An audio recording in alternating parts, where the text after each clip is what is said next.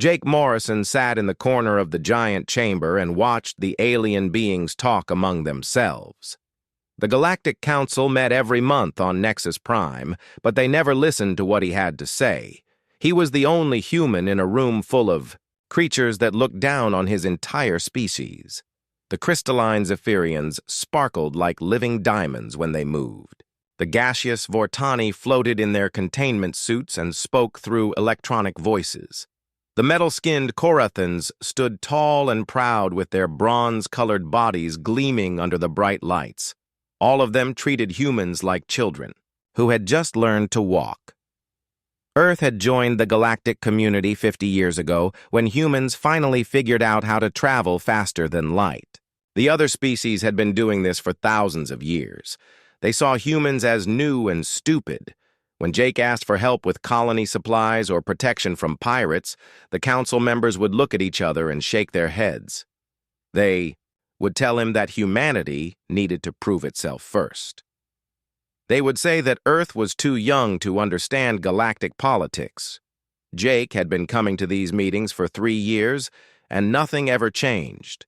Today was no different. The Zephyrian speaker was talking about trade routes and mining rights. The Vortani representative complained about shipping delays. The Korathans wanted more military patrols in their territory. Jake raised his hand to speak, but nobody noticed. He cleared his throat loudly and still got ignored. Finally, he stood up and spoke anyway. The human colonies on the outer rim need medical supplies, Jake said in a loud voice. We have sick children on 3 different worlds and no way to help them. The chamber went quiet. All the alien faces turned toward him with expressions that showed they were annoyed. The lead Zephyrian made a sound like breaking glass, which meant he was laughing. Young species always ask for help, the Zephyrian said. You must learn to solve your own problems before others will take you seriously. But people are dying, Jake replied. We just need some basic medicine that any of your species could provide easily. Every species faces challenges, said the Vortani representative through its electronic voice box. The strong survive and the weak do not. This is how the galaxy works. Jake sat down, feeling defeated. He had heard these same words many times before. The aliens saw humans as weak because they were new. They would not help because they believed humans needed to become strong on their own. Meanwhile, people suffered and died on human colonies that had barely enough resources to survive. Far away from the council chambers, Captain Lisa Hayes stood on the bridge of the UCS Endeavour and looked out at the stars. Her ship was one of only 12 deep space vessels that Earth could afford to build. The Endeavour was small compared to alien ships, but it was fast and had a good crew. Lisa had been exploring the outer rim for 2 years, mapping new systems and checking on human colonies. Captain, we are getting a signal from the mining station on Kepler 442b, said Amy Foster from the communications station. They say everything is normal, but they sound worried about something. Lisa nodded and turned to her tactical officer. Ryan, what do our sensors show about that system? Lieutenant Ryan Cole checked his displays and frowned. Nothing unusual, Captain, but the signal is weak. We might not be seeing everything from this distance. Ben, how long to get there? Lisa asked her chief engineer. Chief Engineer Ben Parker ran some quick calculations. About 6 hours at maximum speed, Captain. We would need to push the engines pretty hard. Lisa made her decision quickly. Do it. Something does not feel right about this situation. The Endeavour changed course and jumped to faster-than-light speed. Lisa had learned to trust her instincts during her years in space. The Outer Rim colonies were always having problems with equipment failures or supply shortages. Most of the time, these were simple issues that could be fixed easily, but sometimes there were bigger problems that needed immediate attention.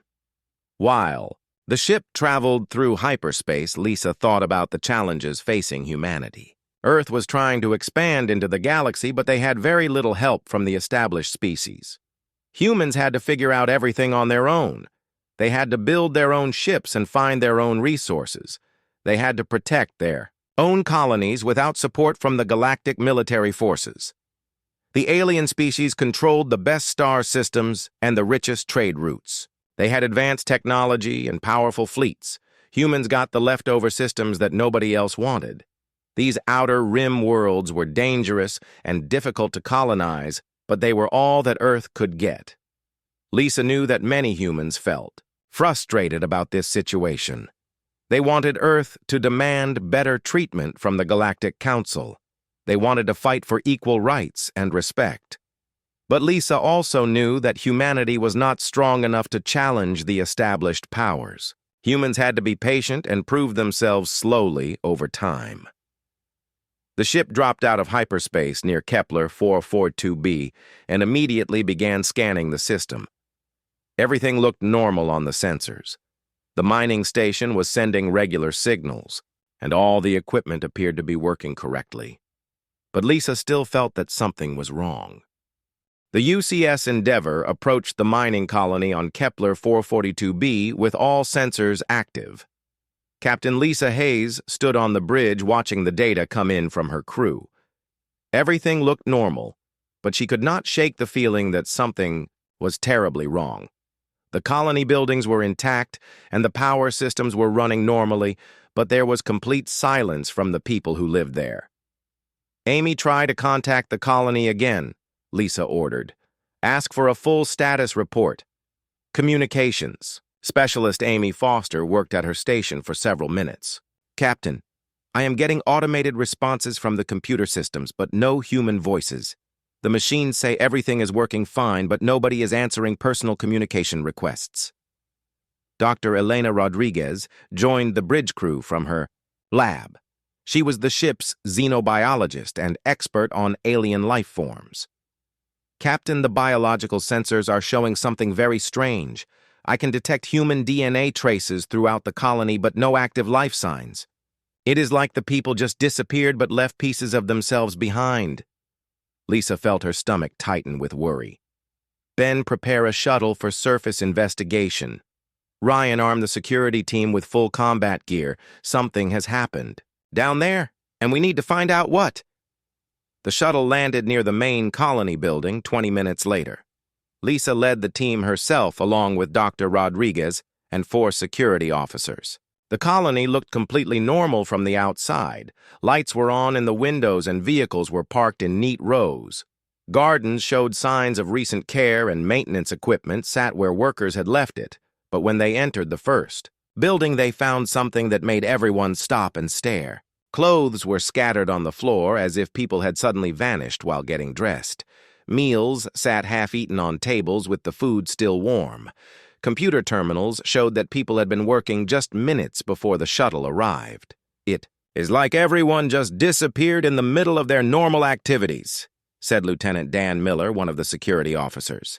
"But where did they go, and why did they leave everything behind?" Dr. Rodriguez was scanning everything with her scientific instruments. "Captain, I am picking up energy readings that do not match anything in our databases. Whatever happened here involved some kind of unknown technology or life form. They searched building after building and found the same thing everywhere. Empty clothes, personal belongings left scattered around, and no signs of struggle or violence. In the security office, they found video recordings that showed normal colony life, right up until the feeds suddenly cut to static. Play back the last. "Few hours of recordings," Lisa ordered.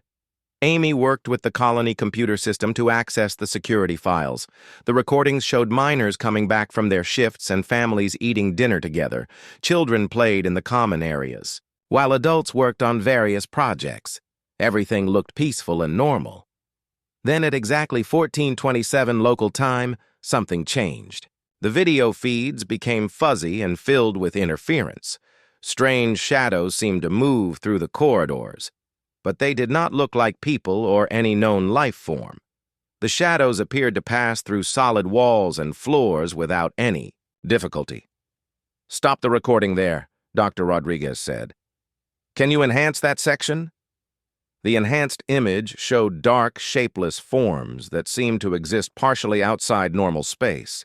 They moved through the colony buildings like ghosts. passing through the world of the living. Wherever these shadow creatures went, people disappeared completely. Captain, these entities appear to be phasing in and out of our dimension, Dr. Rodriguez explained.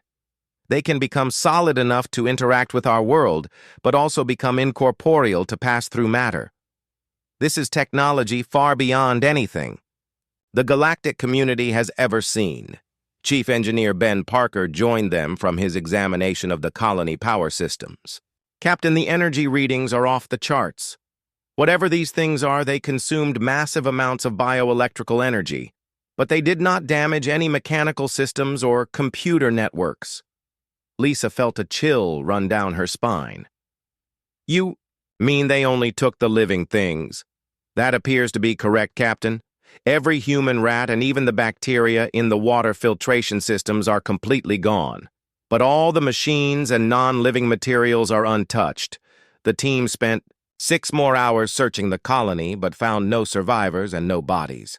The shadow entities had taken every living thing and left behind only empty buildings and scattered belongings. Dr. Rodriguez collected energy readings and tissue samples while the security team documented everything they found. When they returned to the Endeavor, Lisa immediately sent a priority message to Earth Command and the Galactic Council. She reported the complete disappearance of 347 colonists and the discovery of unknown entities with advanced phasing technology. She requested immediate investigation and warned that this might be the beginning of a larger threat. The response from Earth Command came 8 hours later. Admiral Chris Turner dismissed the report as probably a colonial uprising or equipment malfunction. He said that colonists sometimes abandoned their settlements for personal reasons, and that the energy readings were probably caused by solar flare activity. The Galactic Council response was even more dismissive. They said that young species often imagined threats that did not exist because they were afraid of the unknown. They suggested that humans needed to be more careful about their colonization efforts and stop wasting council time with false alarm reports. Only Ambassador Jake Morrison took the report seriously. He contacted Lisa directly through secure channels and asked for all the evidence her team had collected. Jake had been ignored by the council for years, but he knew that Lisa was a careful and experienced officer who would not make up stories about shadow creatures. Captain Hayes, I believe your report completely, Jake said during their conversation, but I have no power to convince the Council or Earth Command to take action. You and your crew might be the only ones who can investigate this threat further. Lisa understood what Jake was really saying. Humanity was on its own once again. If these shadow entities were really dangerous, then humans would have to find a way to fight them without help from anyone else. The established species would only pay attention after it was too late to prevent disaster. Dr. Rodriguez had been studying the energy readings from the colony. Captain, I think these entities feed on bioneural energy from living beings. They might be hunting throughout this region of space looking for more colonies to consume. Captain Lisa Hayes stood in the briefing room aboard the UCS Endeavor, looking at the grim faces of her senior staff. 3 more colonies had gone silent in the past 2 weeks, and each time the pattern was exactly the same. People vanished completely, while machines and buildings remained untouched. The shadow entities that Dr. Rodriguez had started calling phase wraiths were moving closer to the core human settlements with each attack. Earth Command finally agreed to let us try some experimental weapons, Lisa announced. They are sending the UCS Defiance with a special forces team and prototype equipment designed to fight enemies that can phase through normal matter. Lieutenant Commander Alex Thompson had arrived the day before with his team of elite soldiers. Alex was known throughout the human fleet for taking on impossible missions and finding ways to win against superior odds.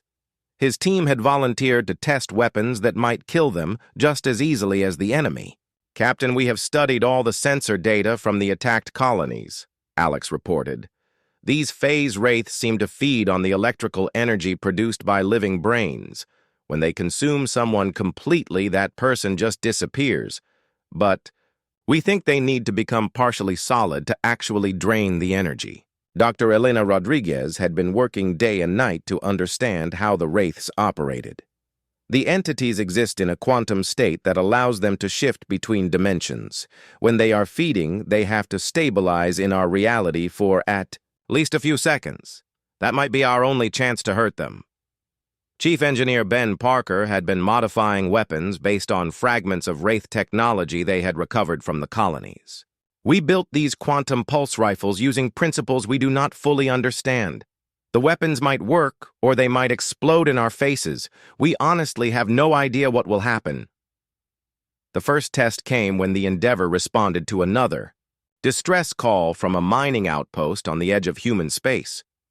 Long-range sensors showed that the Wraiths were still in the process of consuming the colony. This gave the human team their first chance to see the entities in action and try their new weapons against them.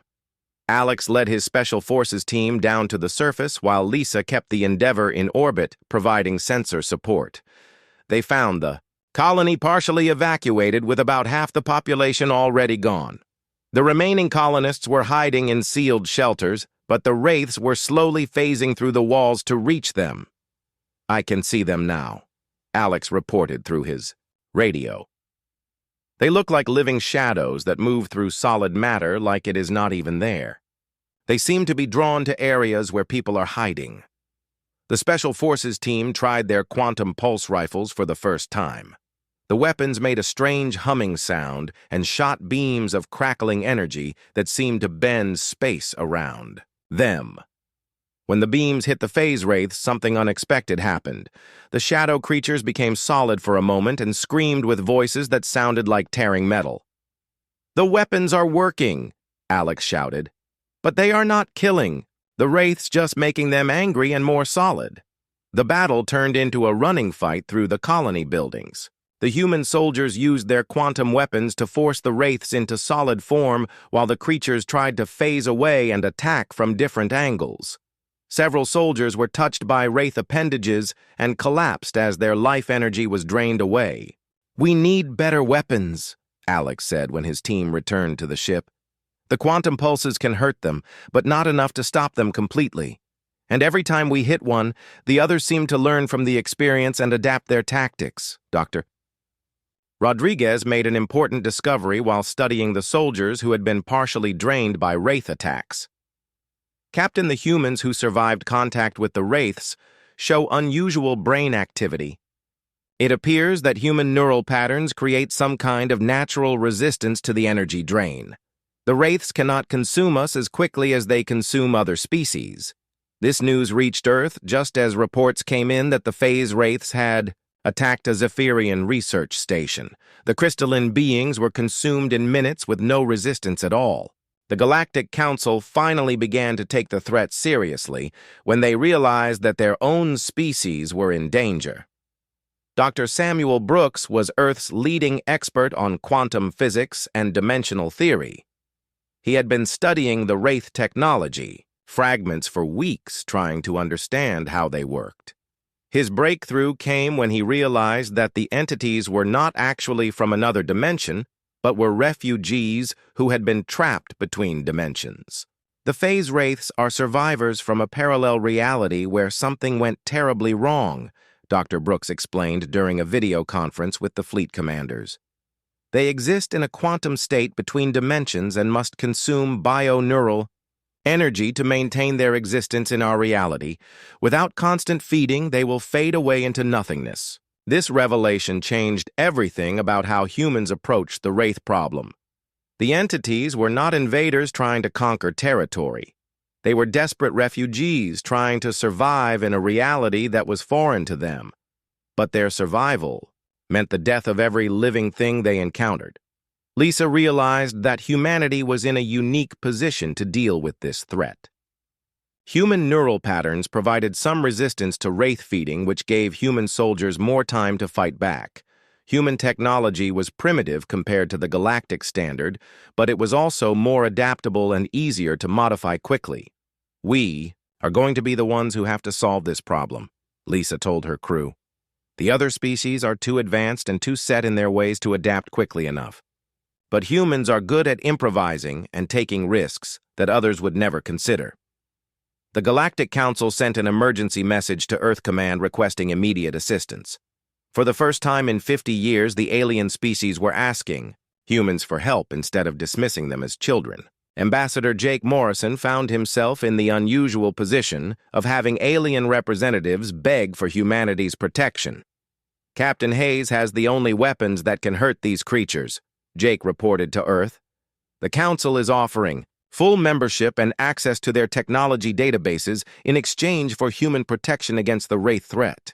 The Galactic Council chamber had never seen anything like the emergency session that brought together representatives from 12 species to beg for help from humanity.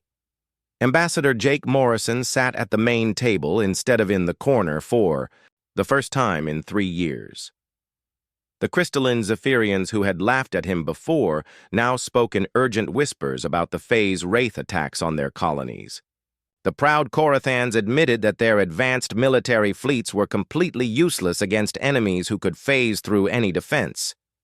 "Honored Ambassador Morrison," said the lead Zephyrian representative with a voice like singing crystal, "our species offers full membership in the Galactic Council and access to all our technology databases in exchange for human protection against these shadow creatures."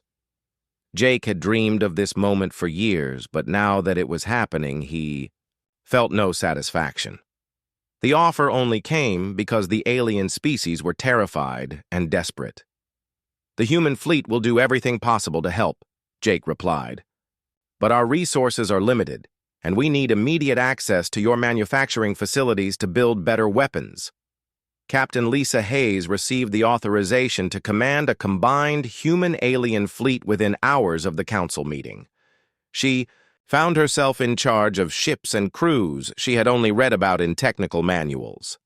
The Zephyrian crystal ships could generate energy shields that bent light around them. The Korathan war vessels had armor plating that could withstand direct hits from nuclear weapons. The Vortani support ships could repair damage using molecular manipulation technology, but none of these advanced capabilities mattered against the phase Wraiths. Lieutenant Grace Miller became Lisa's tactical coordinator for the combined fleet because she was the only human officer who could quickly learn the complex alien command systems. Grace had to teach alien crews how to work with human battle tactics that seemed reckless and unpredictable compared to their careful traditional strategies. "The human approach to combat is completely different from ours," explained Commander Zarthen of the Korathan destroyer Iron Will. "They make decisions quickly without extensive planning, and they are willing to take risks that we would never consider acceptable." The first major battle happened at Iron Gate Station, which was the most important Korathan military base in their territory. The phase Wraiths had surrounded the station with hundreds of shadow entities that were slowly draining the life from everyone inside. The combined fleet arrived just as the station's shields were beginning to fail. Lisa ordered an immediate attack using tactics that horrified the alien commanders. Instead of maintaining safe distances and using long-range weapons, she ordered all ships to move directly into the Wraith formation. The quantum pulse weapons that Dr. Brooks had designed worked best at close range, but this meant that ships had to get close enough for the Wraiths to phase through their hulls. "Human vessels are moving into direct contact with the enemy," reported Captain Veltar of the Zephyrian cruiser Crystal Dawn. "This strategy violates all established combat protocols and will result in massive casualties. Follow the human ships and provide support fire," Grace ordered through the communication system. "Trust their judgment even if it seems crazy." The battle became a chaotic dance between dimensions as human ships equipped with modified Wraith technology began to phase shift themselves. Chief Engineer Ben Parker had figured out how to install quantum phase generators on human vessels, which allowed them to partially exist in the same dimensional space as the Wraiths. This meant that human crews could board Wraith entities and plant explosives from inside. Commander Nick Roberts led the first boarding party onto a Wraith vessel during the Iron Gate battle. His team wore special suits that protected them from energy drain while they moved through the twisted non-Euclidean geometry inside the shadow creature. The interior of a Wraith was like walking through a nightmare where walls curved and impossible. Directions and corridors led to places that should not exist. "The inside of this thing does not follow normal physics," Nick reported, as his team planted quantum explosives throughout the creature's core structure. "Gravity changes direction every few meters, and some passages seem to loop back on themselves. But we can destroy them if we get the charges in the right places." The explosion that destroyed the first Wraith sent shockwaves through both fleets. The shadow creature's death scream could be heard across multiple dimensions and caused every other Wraith in the area to pause their attacks. For a moment, the combined fleet thought they had found the key to victory. But the phase Wraiths quickly adapted to the new threat.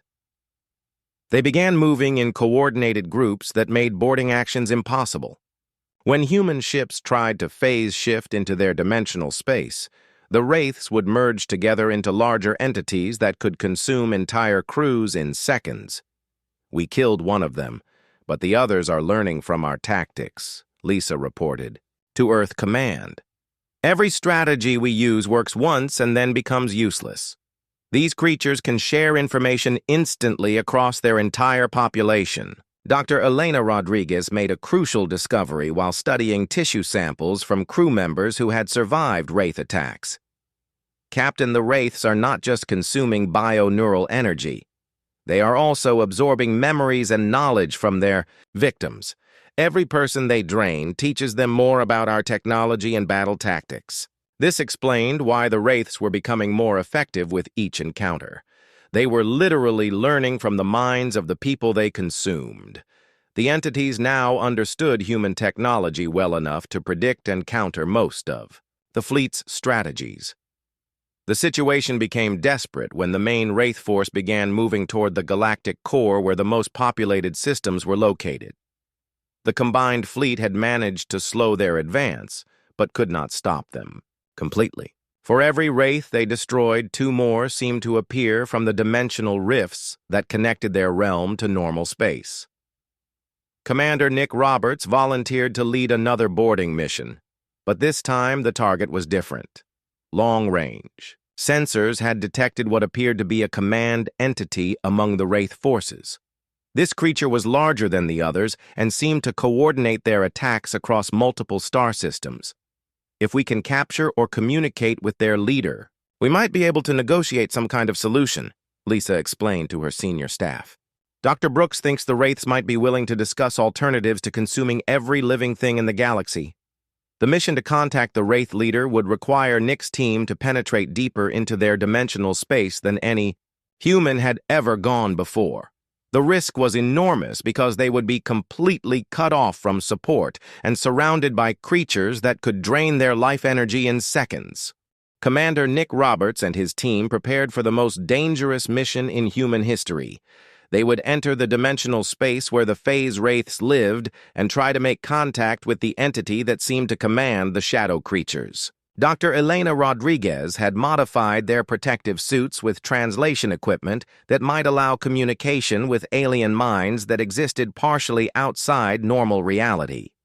The target was a massive Wraith that long-range sensors showed coordinating attacks across 3 different star systems. This creature was 10 times larger than the others and seemed to exist more solidly in their dimension. Dr. Samuel Brooks believed it might be the leader of the refugee population that had escaped from their dying parallel universe. "Remember that these beings are not evil invaders," Dr. Rodriguez told Nick's team during their final briefing. "They are survivors who are consuming other life forms because they believe they have no choice. If we can offer them an alternative, they might be willing to negotiate." The boarding shuttle had been completely rebuilt using a combination of human technology and alien science. Phase generators allowed it to shift between dimensions, while quantum shields protected the crew from energy drain attacks.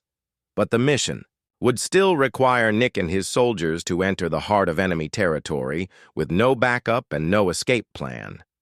Captain Lisa Hayes watched from the bridge of the UCS Endeavour as the shuttle disappeared into the dimensional rift.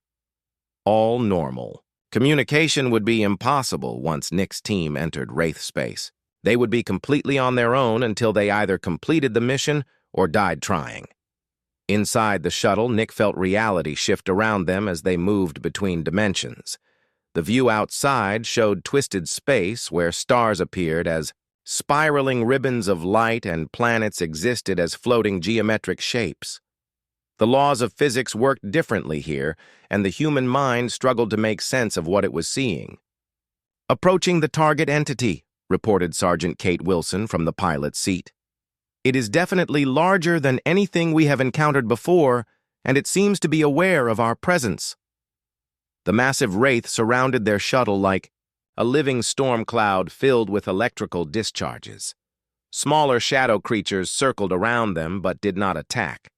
Nick realized that they were being examined by an intelligence that was trying to understand why humans would voluntarily enter their realm. "Deploy the communication array," Nick ordered.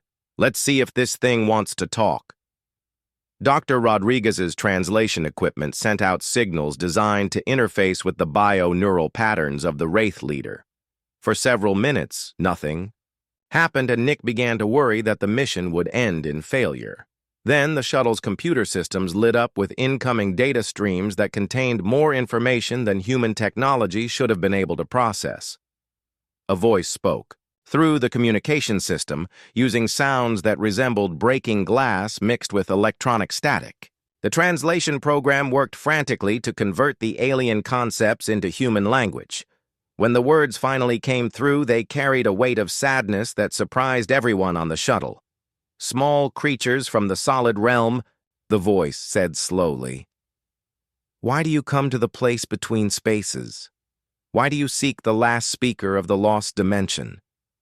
Nick took a deep breath and activated his own transmitter. "We come seeking understanding. Our species wants to find a solution that allows both our people to survive without destroying each other." The response came faster this time as the Wraith leader learned to use the translation system. "There is no solution, small creature. We are the remnants of a civilization that destroyed itself through dimensional experimentation. Our realm collapsed and scattered our people across the spaces between realities. We consume the bio-neural energy of living beings because it is the only way to maintain our existence in your dimension." "But you are killing entire populations," Nick replied. "Surely, there must be another way for your people to survive." "We do not wish to cause suffering," the last speaker explained. "But we are like flames that must consume fuel to continue burning. Without the energy that flows through living minds, we fade into nothingness. Each of your people that we consume allows dozens of our people to remain coherent for another day." The conversation continued for hours as Nick learned about the tragedy that had befallen the Wraith civilization. They had been explorers and scientists who pushed the boundaries of dimensional physics too far. Their experiments had torn holes in reality itself and destroyed the universe where their species had evolved over millions of years. "How many of your people survived the collapse?" Nick asked. "Perhaps 10 million entities remain coherent enough to think and communicate," the last speaker replied. "But we are scattered across multiple dimensional fragments, and many of our people are slowly losing themselves to the chaos between realities. Every day we become fewer as individuals give up the struggle to maintain existence."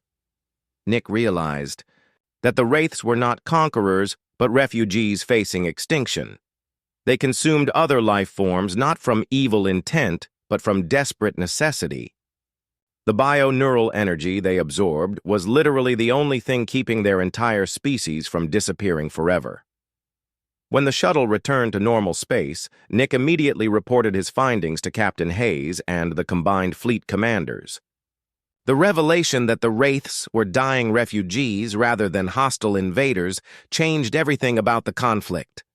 But it also made the situation more complicated because both species were fighting for survival. "They are consuming us because they have no choice," Nick explained during the emergency briefing. "But they also expressed regret about the deaths they are causing." The last speaker seemed genuinely interested in finding an alternative solution if one exists. Dr. Brooks had been working on theoretical alternatives to bio-neural energy consumption since the first Wraith encounter. I believe it might be possible to create artificial bio-neural fields using quantum generators, he announced. The technology would be extremely complex and would require resources from across the galaxy, but it could provide the Wraiths with the energy they need without killing anyone.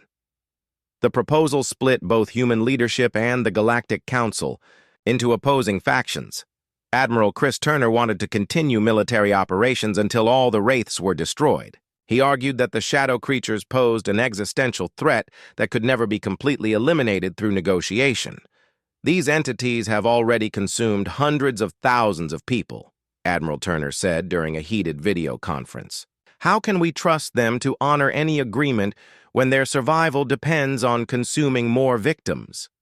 Ambassador Jake Morrison and Captain Hayes supported Dr. Brooks's plan to create artificial energy sources for the Wraiths. They argued that genocide was morally unacceptable even when committed against refugees who had been forced to become predators. The Wraiths never chose to become killers, Lisa said during the same conference. They were victims of a dimensional disaster that destroyed their entire civilization. If we can provide them with an alternative to consuming living beings, then both species can survive. The debate raged for days while the main Wraith force continued advancing toward the galactic core systems. Time was running out for both species as the conflict approached its final phase. The final battle for the galaxy began at the galactic core, where massive energy fields surrounding the central black hole provided the richest source of bio-neural energy in known space. The main phase Wraith force had gathered there to make one last desperate attempt to consume enough life energy to save their dying species. Captain Lisa Hayes led the combined human-alien fleet in a race against time to deploy Dr. Samuel Brooks's quantum generators before the Wraiths could drain the core systems of all life. The fleet consisted of over 200 ships from 8 different species, but the humans provided the tactical leadership because their crews had the most experience fighting the shadow creatures. Lieutenant Grace Miller coordinated the complex battle plan from the command center on the UCS Endeavor, while alien officers struggled to adapt to human methods that seemed reckless compared to their traditional strategies. The Wraith force is larger than anything we have encountered before, reported Commander Zarthen from his Corathan destroyer. Our sensors show at least 50,000 individual entities concentrated around the energy-rich systems near the galactic center. They appear to be preparing for a final feeding that would consume the bio-neural energy of billions of living beings. Dr. Brooks had spent weeks working with scientists from multiple species to build quantum generators capable of creating artificial bio-neural fields. The technology combined human innovation with alien knowledge in ways that would have been impossible without the crisis-forcing cooperation between former rivals. But the generators were untested and might not work under combat conditions. We get one chance to make this work, Dr. Brooks explained to the fleet commanders. The quantum generators must be deployed at specific coordinates around the galactic center and activated simultaneously. If the timing is off by even a few seconds, the energy fields will collapse, and we will have lost our only opportunity to provide the Wraiths with an alternative to consuming living beings. Lieutenant Colonel Maria Santos piloted the experimental ship UCS Phoenix, which had been specially modified to carry the quantum generators through folded space-time. Her mission was the most dangerous part of the entire operation because she would have to navigate through the heart of the Wraith formation, while reality itself was being torn apart by dimensional conflicts. The battle began when the combined fleet engaged the outer edge of the Wraith formation. Human ships used their phase-shifting technology to become partially solid in the same dimensional space as the shadow creatures. This allowed for close combat, but also meant that crew members were constantly at risk of having their life energy drained by enemy attacks. Commander Nick Roberts led boarding parties onto several large Wraith entities while the main battle raged around them. His teams planted quantum explosives designed to disrupt the creatures' dimensional coherence without completely destroying them. The goal was to weaken the Wraith formation enough for Maria's ship to reach the deployment coordinates. The Wraiths are fighting more desperately than we have ever seen, Nick reported as his team fought their way through the twisted interior of a shadow creature. They know this is their last chance for survival, and they are willing to sacrifice everything to protect their feeding operation. Captain Hayes coordinated the fleet movements from her position on the Endeavor's bridge. The alien ships provided heavy firepower while human vessels used their superior maneuverability to strike at vulnerable points in the Wraith formation. But the shadow creatures were learning and adapting faster than ever before as they absorbed knowledge from every crew member they managed to consume. "We are losing ships faster than we can replace them," Grace reported as another Zephyrian cruiser disappeared into a dimensional rift. "The Wraiths are using our own tactics against us, and they seem to anticipate our moves before we make them." The breakthrough came when Dr. Elena Rodriguez made contact with the last speaker during the height of the battle. The Wraith leader had been monitoring the human communications and understood that the quantum generators offered a real alternative to consuming living beings. "Speaker of the small creatures," the last speaker's voice came through the communication system. "My people are dying from hunger and desperation. If your artificial energy source can truly sustain us, then we will order our forces to stop their attacks. But if you are deceiving us, then we will consume every living thing in this galaxy before we fade into nothingness." "The generators will work," Lisa replied with more confidence than she actually felt. "But your people must stop attacking our ships long enough for us to deploy them. We need a temporary ceasefire to save both our species." The last speaker's response came in the form of a psychic command that reached every Wraith in the formation. The shadow creatures suddenly stopped their attacks and began withdrawing to defensive positions around the galactic core. This gave Maria's ship the opening it needed to reach the deployment coordinates. The UCS Phoenix moved through folded space-time using technology that pushed the boundaries of what human engineering could accomplish. Maria's crew worked frantically to deploy the quantum generators at precise locations, while reality shifted around them in ways that challenged the limits of human sanity. "Generators are in position," Maria reported as her ship completed the final deployment. "Initiating activation sequence now." The quantum generators came online with a burst of energy that could be felt across multiple dimensions.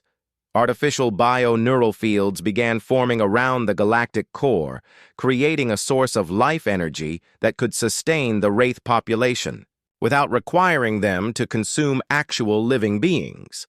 But the strain of maintaining the energy fields was enormous, and the generators were operating beyond their design limits. Captain Hayes realized that someone would have to stay behind to manually regulate the quantum output, or the entire system would collapse within hours. "I am staying to monitor the generators," Lisa announced to her crew. "The rest of you return to Earth and report that the mission was successful."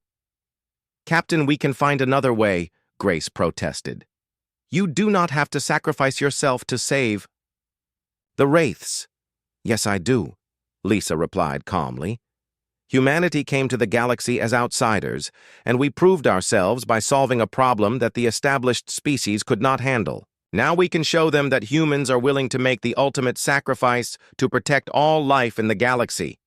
The last speaker's voice filled the communication channels as the Wraith leader realized what Lisa was doing. "Captain of the small creatures, your sacrifice will be remembered by our people for as long as we exist. The artificial energy you have provided will sustain us without requiring us to consume other life. In gratitude, we offer our knowledge of dimensional physics to advance your civilization by thousands of years." The quantum generators stabilized under Lisa's manual control and began providing a steady source of bio-neural energy that satisfied the Wraith's survival needs. The shadow creatures transformed from desperate predators into grateful allies who shared their advanced technology with the species that had saved them from extinction. 5 years later, Ambassador Jake Morrison addressed the Galactic Council as its newest permanent member and senior advisor on dimensional physics. Humanity had established colonies throughout the galaxy, equipped with hybrid human-wraith technology that allowed travel between parallel dimensions. Earth had become a center of learning where representatives from all species came to study the innovative problem-solving methods that had prevented galactic extinction. The former phase wraiths now called themselves the Shepherds and worked alongside other species to explore parallel dimensions and prevent future dimensional disasters. Captain Hayes was remembered as the human who changed the fate of the galaxy by proving that even the newest voice in the council chambers could offer solutions that ancient wisdom had never considered.